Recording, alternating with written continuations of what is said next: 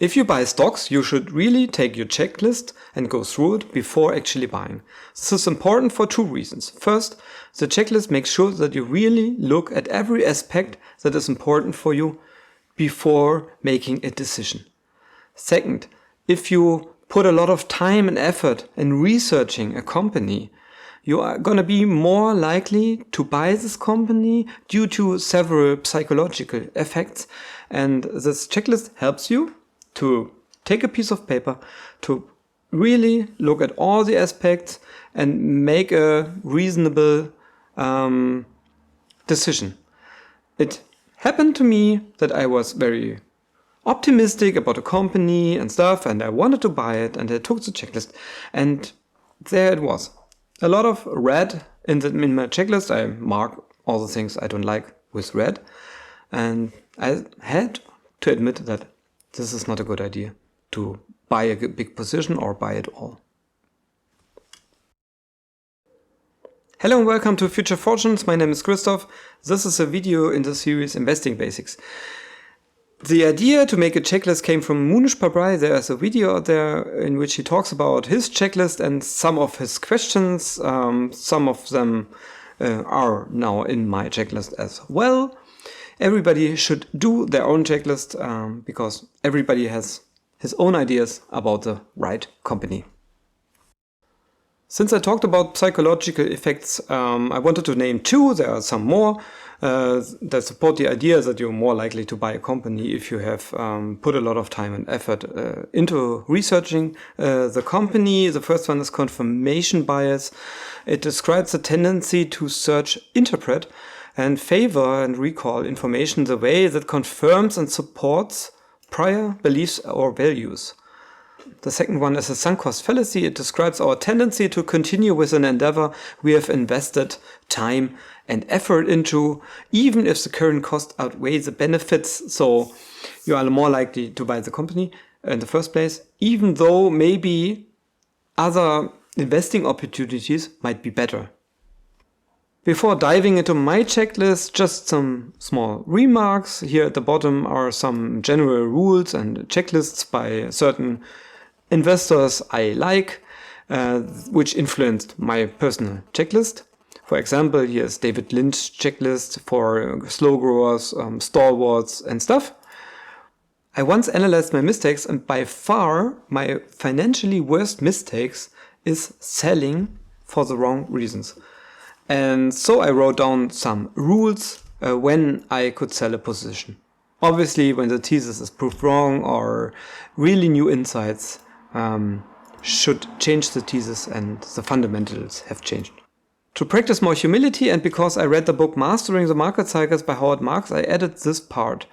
There were really some nice quotes in the book.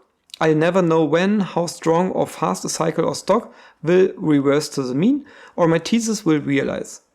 Position sizing and buying once in a quarter is a result of this insight.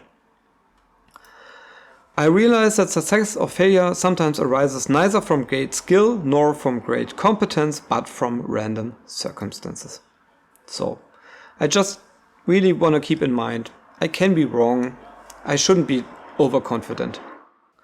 Basically, I have a general checklist and a checklist for positions that can be a certain size in my portfolio. In the general checklist, there's a section do not buy. So if I can't put a checkbox here, I should not buy the stock. The first two questions are kind of the same. Do I understand the business model and product? And is this investment in my circle of competence? Otherwise, it should go to the too hard pile.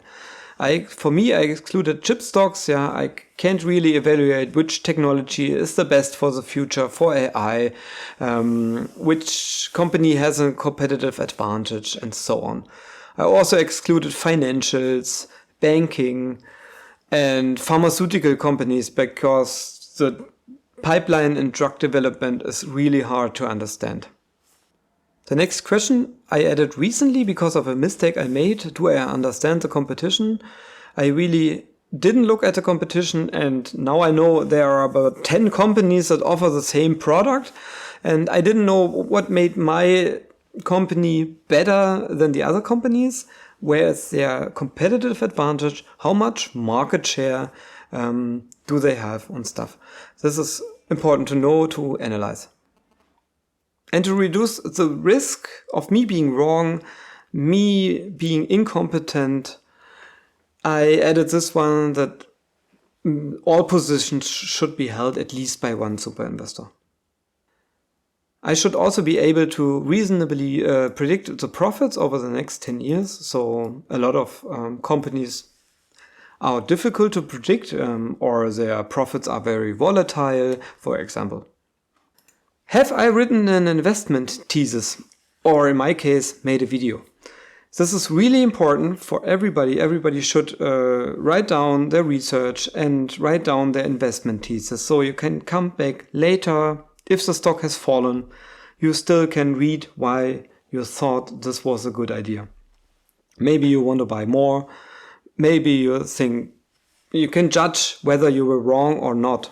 Because if you don't write an investment thesis, you might not know and you might doubt yourself. The next question is, I think, from Munish Pabrai. How have sales and profits developed in past recessions? It's a really important question. If sales and profits did really good in the past recession, this is a really good sign. But for example, I once analyzed Hapag-Lloyd. This is a container shipping service company from Germany. And I look back and the revenue, not the profits, the revenue plummeted 80% in 2008. So this you want to know before buying a stock. Then I want to know, do I look at boom or normalized earnings? For example, I analyzed HP after the COVID boom, and because Warren Buffett held the company, and due to home office and stuff, they had really boom earnings. And before that, they had zero growth, I guess. And the thesis of short sellers were even that the decline in revenue will be really significant. And that's why you just want to have in mind, do I see boom or normalized earnings? I want to know how much money can I lose. In the worst case, for example, is it 100%? Is it maybe 50% if there's no growth anymore? This depends obviously from your assumptions and the intrinsic value.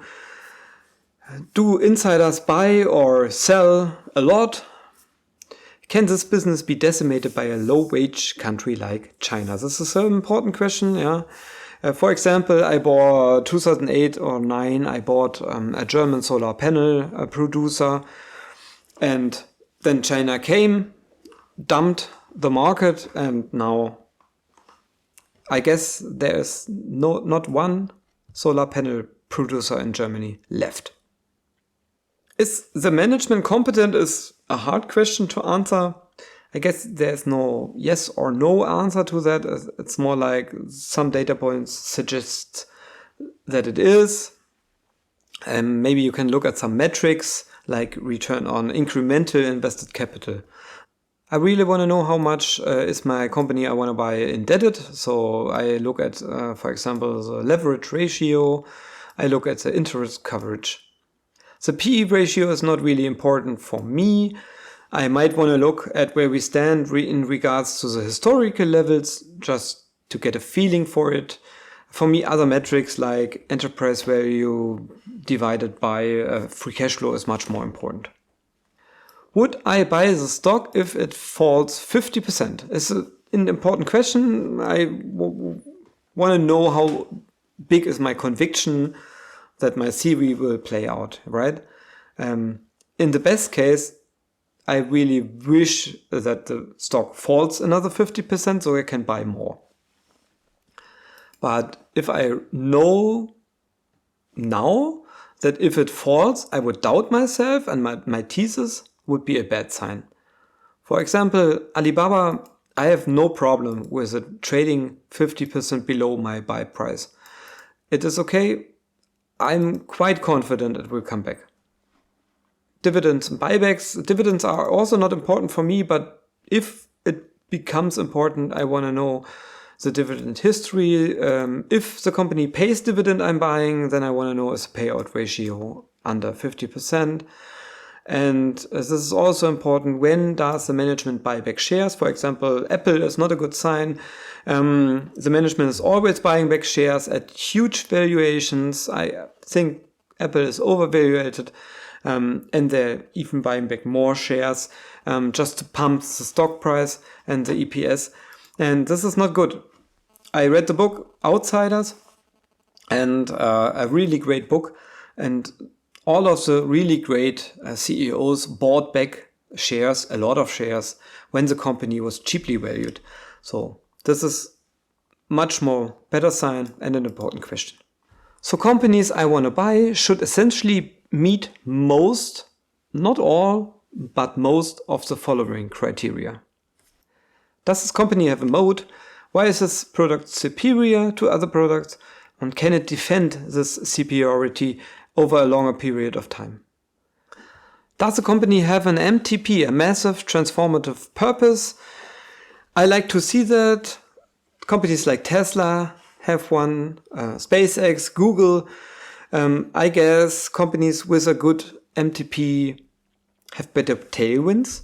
They really want to achieve something good, which enhances maybe the motivation of the employees.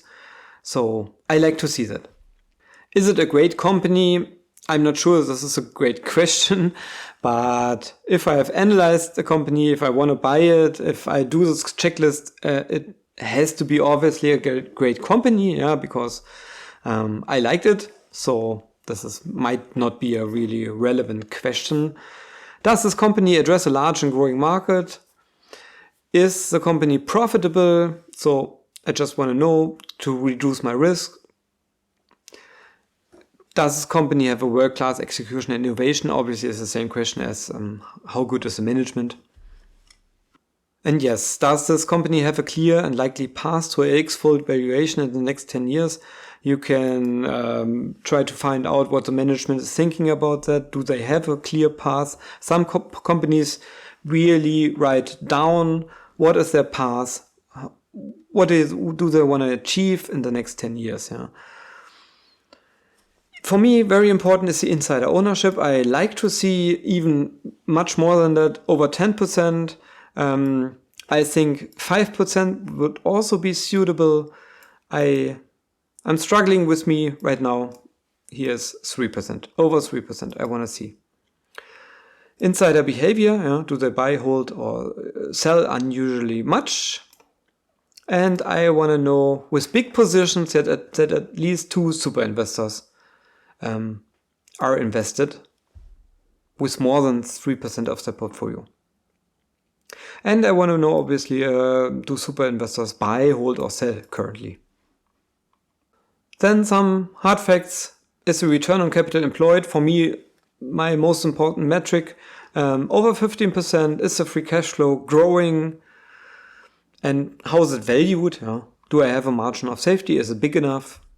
And how much money can I lose on the downside? Is it less than 25% or not? Following, I have some investment rules. The position size should be around 10%. Assets under management, or the value of the portfolio divided by the number of shares I want to have. Could be more, could be 15. I'm also struggling with that number. But right now I would be happy to have 10. And then one buy rate should not exceed 1/3 of the position size. So I can buy 3/4. So almost a year long this company, if I'm really convinced. And besides the normal big bets, I want to own some more companies with very small positions. It might be easier to follow them. You look at the companies once in a while. If you have them in your portfolio, you can learn a lot. But until now, I'm not quite sure which criteria should these companies meet. So this is not finished yet. I will do that in the future. And this is really not the important part of this video. This was my checklist. I hope this video helped you. If so, please hit the like button, consider subscribing and hitting the notification bell maybe. And comments are also quite good for me for supporting this channel. So I really would like to know, do you have a checklist? Do you think it's overrated? What questions could I add? What important questions you have? I do not. Yes, leave a comment if you like. So far, so good. Thanks for watching and see you next time.